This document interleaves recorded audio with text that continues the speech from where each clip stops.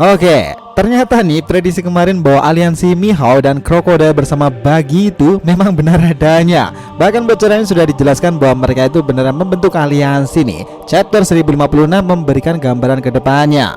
Jadi ya, thanks a lot buat Twitter dan para sumber-sumber seperti Raydon yang telah memberitahukan semua hal ini. Dimana kita akan melihat bagaimana Buggy, Mihawk, dan Crocodile itu sepakat untuk bekerja sama.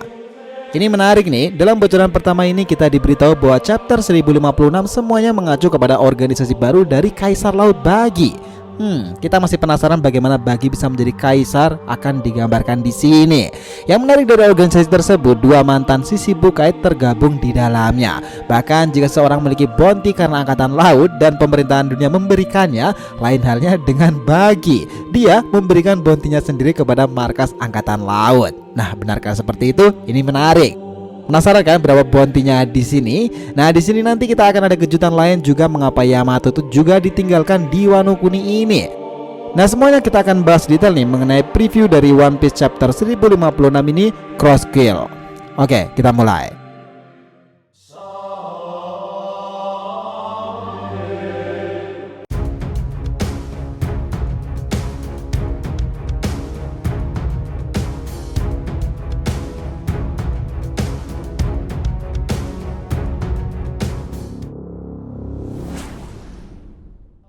Hai guys, welcome back to the TV channel. Nah, kali ini kita akan membahas nih mengenai alasan kenapa Mihawk Crocodile mau bergabung dengan organisasi Buggy, dan terungkapnya alasan kenapa Buggy sendiri bisa menjadi seorang Kaisar Yonko. Oke, biar nggak salah persepsi silahkan simak sampai akhir ya. Jangan lupa klik lonceng subscribe-nya biar nggak ketinggalan informasi, dan follow Instagram official DRTV Mediatif yang berisikan konten pop culture dan merchandise-nya. Oke, kita lanjutkan perjalanan. Nah, kemarin nih yang pada nanyain gimana sih Buggy itu bisa menjadi seorang Yonko? Kok bisa orang macam dia sudah setara dengan Nakagami? Nah, berapa kira-kira bounty-nya sekarang ya? Nah, wait nih, ini memang menarik, kalian dengarkan ini dulu, oke? Chapter 1056 itu memang sebagian besar memberikan kejutan, di mana chapter ini mengacu kepada organisasi baru Buggy yang di dalamnya ada member seperti Sir Crocodile serta Takanomi Mihawk. Nah, ini gila-gilaan sih. Bukankah ini keren dan sudah menjadi kita akan penasaran tentang semua hal ini? Nah, pasti sekarang pertanyaannya sekarang itu gini. Gimana alasan kenapa Mihawk dan Crocodile itu mau bergabung menjadi anggota Yonko Buggy?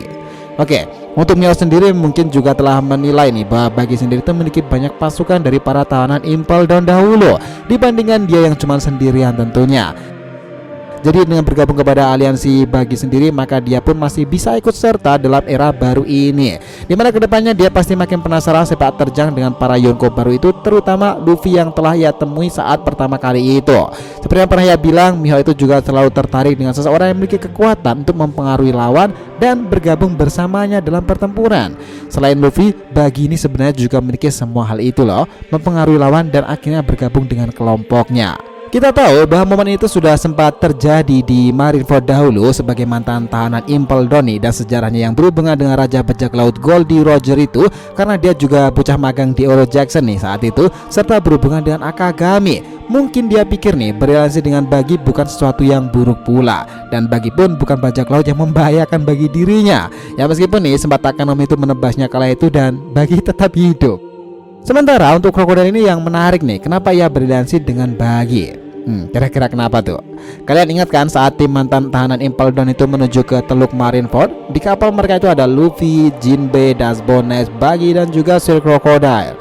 Nah, saat itu semua orang itu shock dan gak menyangka bahwa Buggy itu ternyata adalah bagian dari bajak laut Roger di masa lalu.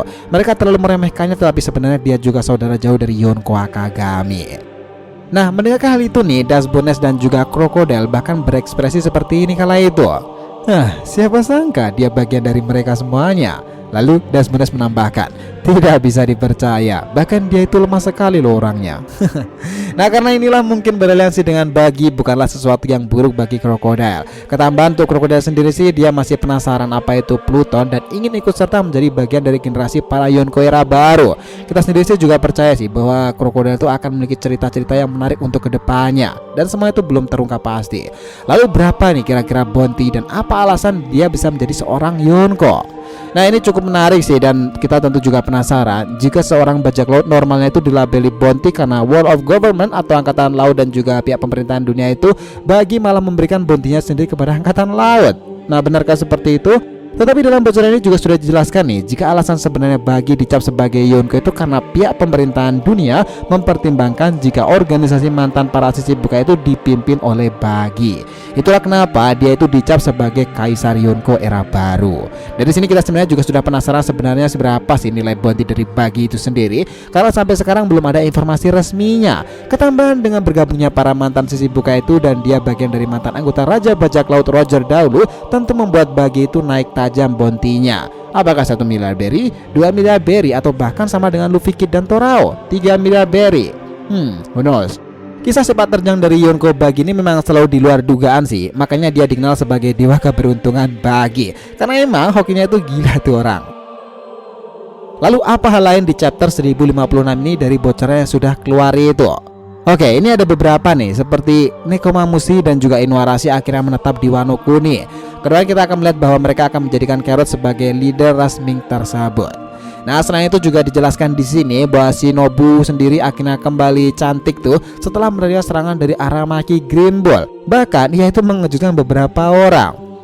Kira-kira serangan seperti apa nih yang diberikan si Aramaki Admiral tersebut? Di panel ini pula juga memberikan kejelasan lagi di keesokan harinya bahwa Carrot, Wanda, dan para kru Straw Hat Pirate ini mulai meninggalkan Wano Kuni. Bahkan Wanda dan juga Carrot itu menjadi penerus dari Mokomo Dukedom, sebuah peradaban yang dikembangkan Ming dipimpin oleh penguasa siang hari dan malam hari. Wanda siang dan juga Carrot itu tentunya di malam hari. Momen serupa juga terjadi di para kru Mugiwara nih yang juga mulai meninggalkan Wano Kuni. Nah, ini menarik nih. Kita menyaksikan bagaimana Yamato tuh mulai berlari melompat ke sana sini setelah sebenarnya dia melihat dari atap itu untuk menuju ke Thousand Sunny karena dia kelupaan untuk secara langsung menanyakan kepada Luffy untuk bergabung menjadi bagian kelompok tersebut. Nah, karena dia sendiri itu sebenarnya juga tidak percaya pula bahwa para kru Straw Hat Pirate itu juga meninggalkan Wano Kuni secepat itu. Jadi nggak nih Yamato bagian dari kru Straw Hat Pirate? Bagi yang menarik pula nih, tapi ini adalah informasi di luar dugaan dalam spoilernya itu, bahwa Karibo itu malah ada di kapal Thousand Sunny loh. Apakah malah dia yang diterima sebagai anggota baru? Kita semua tahu nih bahwa Karibo sendiri adalah bajak laut pengguna buaya iblis Logia yang bisa mengubah tubuhnya menjadi rawa atau bahkan mencairi itu. Devilnya sendiri adalah Numa Numa no Mi, dan ini adalah karakter yang banyak diremehkan sih.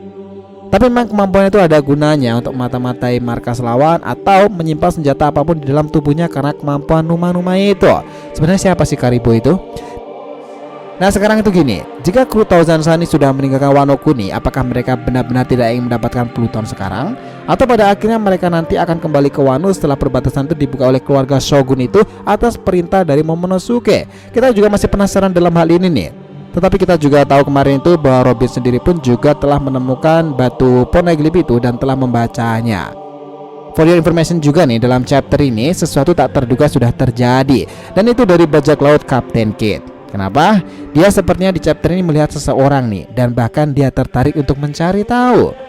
Kira-kira siapa nih orang yang menarik perhatian dari Captain Kidd itu sendiri? Nah, dari dek kapal Thousand Sunny pula, di panel ini kita juga mendapatkan bocoran nih bahwa Luffy sendiri itu bersama dengan nakamanya telah membaca koran tersebut, dan mereka baru tahu bahwa Bagi itu menjadi seorang Kaisar Yonko. Dan di sini tertulis kata yang membuat semua orang itu penasaran nih. Kata-kata itu seperti ini: kita belajar mengapa Bagi menjadi seorang Yonko di dunia baru. Gimana tuh reaksi orang-orang yang pernah berhubungan atau berhadapan dengan Bagi di masa lalu? Tetapi sekarang nih, orang itu malah menjadi salah satu bagian dari Yonko yang dipertimbangkan di dunia baru sendiri. Alasannya dari data-data tersebut memang masuk akal. Pemerintahan dunia itu mempertimbangkan jika aliansi para Shichibukai itu dipimpin oleh si badut Bagi. Nah, ini bukan main-main memang, bahwa pendekar pedang nomor 1 Dracul Mihawk, Mr. O Crocodile sang pengendali pasir itu, Dazbone, serta masih ada beberapa anggota lainnya. What do you think about Bagi, Nakama? Apakah dia akan memiliki akhir plot twist yang di luar dugaan? Who knows? Stay tune, oke? Tulis pendapat kalian tentang teori kedepannya mengenai Yonko Bagi dan akan kita bahas dan kita diskusikan nanti. So, jadi itulah tadi pembahasan kita mengenai alasan kenapa Mihawk Crocodile mau bergabung dengan organisasi Bagi dan terungkapnya alasan dia menjadi seorang Kaisar Yonko. Jangan lupa kasih saran di kolom komentar dan subscribe channel ini. Semoga ceritanya itu memberikan informasi dalam tiap pembahasan animenya. Thank you telah menonton TNDR TV and we'll be come back.